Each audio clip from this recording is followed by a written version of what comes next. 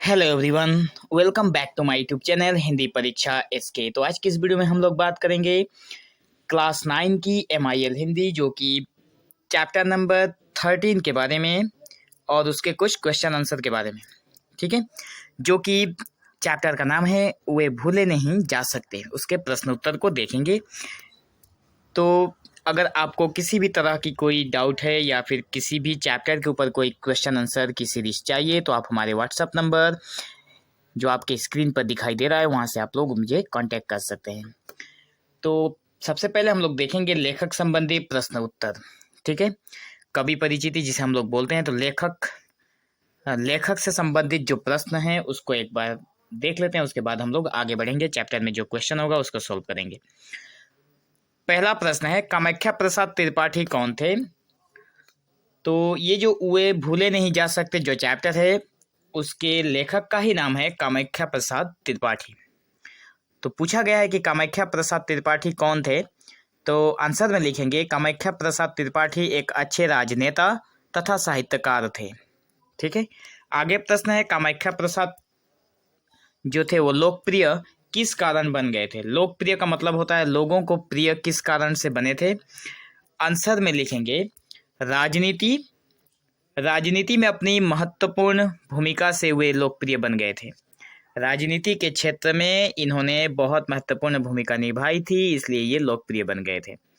आगे प्रश्न है, कामाख्या प्रसाद जी की गणना असम के कैसे मंत्रियों में होती थी? तो कामाख्या प्रसाद जो थे वो उनको पूछा गया है कि असम के कैसे मंत्रियों में होती थी, मतलब ये मुख्यमंत्री भी रह चुके हैं शायद। ठीक है, तो यहाँ पे मंत्रियों में इनकी गणना की जाती है। तो पूछा गया कैसे मंत्रियों में गणना की जाती है, तो आंसर में लिखेंगे कामाख्या प्रसाद की गणना असम के योग्य मंत्रियों में की जाती थी। शायद नहीं, कॉन्फर्म है, ये असम के मुख्यमंत्री भी रह चुके हैं। ठीक है, आगे का प्रश्न है, कामाख्या प्रसाद जेल क्यों गए थे? जो लेखक हैं कामाख्या प्रसाद वो जेल क्यों गए थे? आंसर में लिखेंगे भारतीय स्वतंत्रता संग्राम में सक्रिय भूमिका के कारण, मतलब इन्होंने भारतीय स्वतंत्रता संग्राम में सक्रिय भूमिका निभाई थी, तो इसी के कारण कामाख्या प्रसाद जेल गए थे। आगे का प्रश्न है, कामाख्या प्रसाद की प्रमुख कृतियों के नाम लिखो। इनकी कृतियां कौन कौन सी हैं, प्रमुख कृतियों के बारे में बताना है। तो मैं आप लोगों को बता दूं, कृतियां मतलब जो उनके द्वारा रचित जितनी भी रचनाएं हैं उसके बारे में पूछा गया है। तो कहा गया है प्रमुख कृतियां कौन कौन सी हैं, तो एशिया के बागानों में, श्रम पूंजीगत संबंध में संकट और राष्ट्रीय नीति में मजदूरी, ये दो ऐसे आप लोग जो देख पा रहे हैं स्क्रीन पर, ऐसे ये रहा एशिया के, यहाँ पे एशिया के बागानों में श्रम पूंजीगत संबंध में संकट। ठीक है, एक हो गया ये, और दूसरा हो गया राष्ट्रीय नीति में मजदूरी। ठीक है, ये दोनों कामाख्या प्रसाद का प्रमुख कृतियां हैं। आगे बढ़े तो देखते हैं पाठ्यपुस्तक संबंधित प्रश्न उत्तर। बोध एवं विस्तार में देखेंगे, सही विकल्प का चयन करना है। किस वर्ष के आम चुनाव के बाद लोकप्रिय गोपीनाथ बरदलई का नाम चारों ओर फैल गया? तो चैप्टर में गोपीनाथ बरदलई जी का नाम आया हुआ है, जो कि मुख्यमंत्री हैं असम के। ठीक है, सन 33 के समय में। तो हाँ, तो पूछा गया है कि किस वर्ष के आम चुनाव के बाद लोकप्रिय गोपीनाथ का नाम चारों ओर फैल गया था? तो एक चुनाव हुआ था जिसके बाद लोकप्रिय गोपीनाथ बरदलई लोकप्रिय बन गए थे, और वो चुनाव हुआ था सन 1933 में। आगे का प्रश्न है, लोकप्रिय गोपीनाथ बरदलई किस खेल के अच्छे खिलाड़ी थे? तो प्रश्न आप लोगों के स्क्रीन पर है, और इसका सही जवाब होगा क्रिकेट के वे अच्छे खिलाड़ी थे। आगे का प्रश्न है, लोकप्रिय गोपीनाथ बरदलई ने विधान परिषद में किसके लिए विशेष स्थान सुरक्षित करवाया था? तो यहाँ पे जो आंसर होगा वो हम आंसर को 4 नंबर में रखेंगे। असम राज्य के आदिवासियों के लिए उन्होंने विधान परिषद में संरक्षित स्थान को सुरक्षित करवाया था। आज़ादी मिलने के बाद प्रश्न नंबर घ नंबर में है कि आज़ादी मिलने के बाद असम को पूर्वी पाकिस्तान के साथ मिला देने की साजिश किसने रची थी। तो यहाँ पे इसके आंसर में हम लोग बताएंगे कि मुस्लिम लीग के नेताओं ने आज़ादी के बाद असम को पूर्वी पाकिस्तान के साथ मिला देने की साजिश रची थी। अगर गोपीनाथ बरदलई उस समय मुख्यमंत्री नहीं रहे होते तो आज हमारा जो असम है वो पाकिस्तान कहलाता। ठीक है, एक वाक्य में उत्तर देना था। अचल हिमालय कहाँ और किस प्रकार खड़ा है। तो आंसर में लिखेंगे बर्फ से ढका ऊंचे शिखरों वाला हिमालय भारत के उत्तर में खड़ा है। हिमालय के बाएं पार्श्व में क्या है। तो आंसर में लिखना है हिमालय के बाएं पार्श्व में भारत की पूर्वोत्तरी सीमा पर असम की मनोरम पहाड़ियां और घाटियां हैं। नंबर ग में लिखेंगे प्रकृति का नयनाभिराम क्रीड़ा स्थल किसे कहा गया है। तो असम को प्रकृति का क्रीड़ा स्थल कहा गया है। वर्तमान असम का निर्माता किसे कह सकते हैं। तो वर्तमान असम के निर्माता लोकप्रिय गोपीनाथ बरदलई जी को कह सकते हैं। अगला नंबर जो प्रश्न है वो प्रश्न में पूछा गया है कि गोपीनाथ बरदलई को किस प्रकार के संगीत बेहद प्रिय थे। लिखेंगे आंसर में गोपीनाथ बरदलई को धार्मिक बरगीत भजन और कविंद्र रविंद्र के संगीत बेहद प्रिय थे। नेक्स्ट प्रश्न है गोपीनाथ बरदलई को किस कार्य में सबसे ज्यादा रुचि थी। दोस्तों मैं एक बात और बता दूं, क्योंकि ये क्वेश्चन आंसर की सीरीज है तो मैं क्वेश्चन आंसर को पढ़ना बेहतर समझता हूं, क्योंकि आंसर यहाँ पे समझाने लायक कुछ है नहीं। अगर आंसर समझना हो तो आप चैनल के प्लेलिस्ट में जाएं और चैप्टर को समझें ध्यान से, जहाँ पे आप लोगों को एक एक वीडियो के माध्यम से सारी चैप्टर को समझा दिया गया है। ठीक है, गोपीनाथ बरदलई को रचनात्मक कार्य में सबसे ज्यादा रुचि थी। नेक्स्ट प्रश्न है महात्मा गांधी एकता में क्या देखते थे। महात्मा गांधी जो थे सांप्रदायिक एकता में क्या देखते थे। तो महात्मा गांधी सांप्रदायिक एकता में राष्ट्र की स्वतंत्रता देखते थे। निम्नलिखित प्रश्नों के संक्षिप्त उत्तर देने को कहा गया है, जो कि प्रश्न आप लोगों के स्क्रीन पर है। नवींद्र चंद्र बरदलई का जनता जनार्दन के विषय में क्या दृष्टिकोण था। तो आंसर में लिखेंगे कि जो देशभक्त थे, देशभक्त तरुणराम फुकन के बाद नवीन चंद्र बरदलई का स्थान आता है। उन्होंने जनता जनार्दन की निस्वार्थ सेवा कर असम के अज्ञान अंधकार में नवीन ज्ञान रूपी चंद्रमा का प्रकाश फैलाया था। नंबर ख में देखेंगे असहयोग आंदोलन में स्वर्गीय ठीक है, असम का जो आंदोलन हुआ था उसमें स्वर्गीय तरुणराम फुकन की भूमिका पर प्रकाश डालिए। तो स्वर्गीय, यहाँ पे एक चीज आप लोग देख पा रहे हैं, दंते स्व में व और एक बिंदी है, स्व मतलब स्वर्गीय। ठीक है, स्वर्गीय तरुणराम फुकन ने असहयोग आंदोलन में महत्वपूर्ण भूमिका निभाई थी। उक्त आंदोलन में उन्होंने अखिल भारतीय नेताओं में यशस्वी स्थान प्राप्त किया था। उनकी अलौकिक प्रतिभा और विशाल व्यक्तित्व ने जनता के हृदय को जीत लिया था। आगे का प्रश्न है कि गांधी जी के संपर्क में आने से बरदलई जी के व्यक्तित्व में क्या बदलाव आया।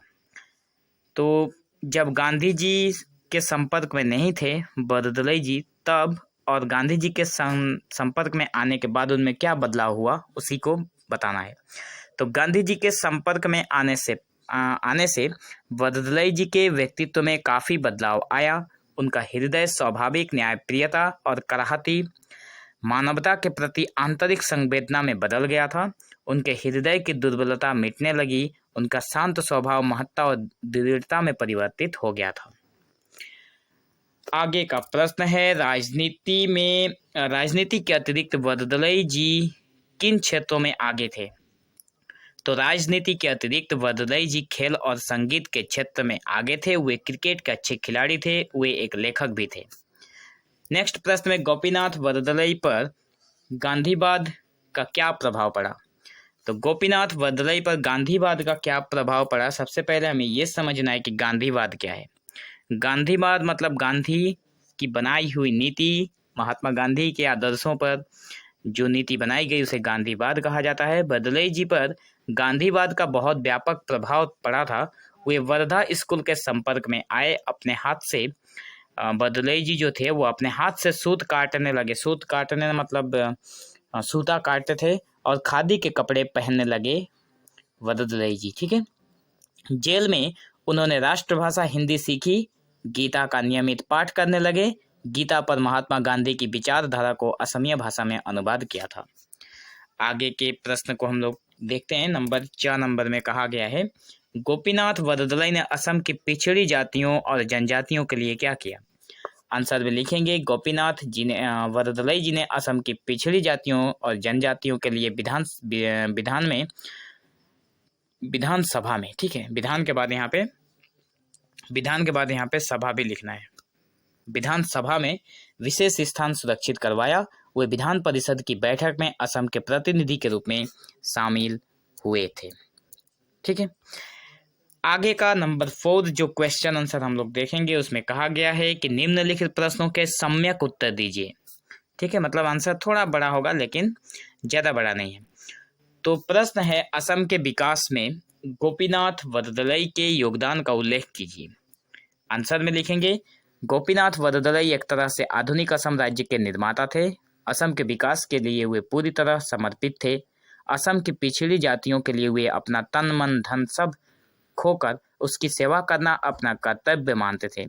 विधान परिषद की बैठक में वे असम राज्य के प्रतिनिधि की हैसियत से शामिल हुए तथा विधान में राज्य के आदिवासियों के लिए विशेष स्थान सुरक्षित करवाया। मुस्लिम लीग के नेताओं को जो साजिश थी उसको नाकाम किया। नंबर 6 प्रश्न में पूछा गया है, असम में हिंदी के विकास के लिए वरदलाई जी ने क्या किया। हालांकि हम लोग हिंदी पढ़ रहे हैं तो हमें ये भी जानना चाहिए कि हिंदी भाषा के विकास के लिए वरदलाई जी ने क्या किया था।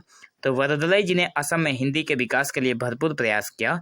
हिंदी के विकास के लिए हिंदी प्रचार समिति वर्धा से संपर्क किया था। उन्होंने स्वयं राष्ट्रभाषा हिंदी सीखी तथा असम में हिंदी प्रचार की नींव रखी थी। गोपीनाथ वरदलाई, यहाँ पे मैं एक बात बता दूं, यहाँ पे थोड़ी मिस्टेक हुई है। यहाँ पे क्वेश्चन यहीं तक है और आंसर यहाँ से स्टार्ट हो गया। ठीक है, उत्तर लिखा हुआ है, आप लोग देख पा रहे हैं। तो क्वेश्चन है कि क्वेश्चन कुछ इस प्रकार है, मैं आप लोगों को मार्क करके दिखा रहा हूँ कि लोकप्रिय गोपीनाथ वरदलाई की चारित्रिक विशेषताओं पर प्रकाश डालिए। ये रहा क्वेश्चन। ठीक है, और आंसर हम लोग यहाँ से पढ़ेंगे। आंसर में, लोकप्रिय गोपीनाथ वरदलाई असम के प्रथम मुख्यमंत्री थे। ठीक है, और वे सादा जीवन एवं उच्च विचार के परिचायक थे। वे रचनात्मक एवं विकास कार्यों में विशेष अभिरुचि रखते थे। उन्हें वर्तमान असम का निर्माता भी कह सकते हैं। वे सच्चे अर्थों में जनता के हितैषी, लोकसेवक एवं कुशल प्रशासक थे। उनका आदर्श महान एवं अनुकरणीय है। नंबर घ में हम लोग अगर देखें तो क्वेश्चन है कि गोपीनाथ वरदलाई जनसाधारण से कैसा व्यवहार करते थे। तो आंसर में लिखेंगे, गोपीनाथ वरदलाई सबसे प्रेम से बातचीत करते थे। वे निम्न वर्ग के अनपढ़ लोगों से भी स्वच्छंदता पूर्वक बिना भेदभाव के मिलते थे।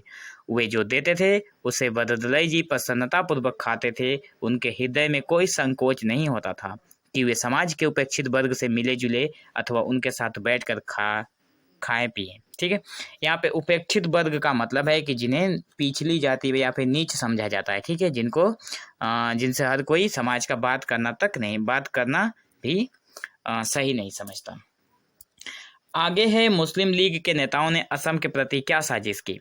आंसर में लिखेंगे, देश के आज़ाद होने के बाद विभाजन के समय एक प्रस्ताव हुआ कि असम को पूर्वी पाकिस्तान के साथ मिला दिया जाए। यह मुस्लिम लीग के नेताओं की बहुत बड़ी साजिश थी। कुछ की राय थी कि असम मुस्लिम लीग या पाकिस्तान को दे दिया जाए और रोज रोज का झगड़ा समाप्त हो जाए, परंतु वरदलाई जी ने इस साजिश को नाकाम कर दिया था।